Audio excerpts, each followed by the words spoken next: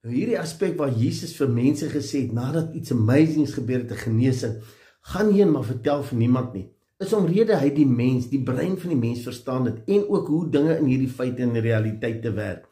Nou hierdie geld nou nie vir as jy ietsie gewen het, of jy het 'n verhoging by die werk gekry nie, nee, vertel vir almal.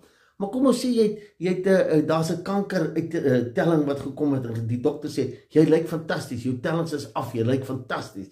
Nee, of jy sit met 'n beplanning of 'n droom wat nou nog nie gebeur het nie, en jy het hierdie fantastiese droom, en nou wil jy dit met mense deel.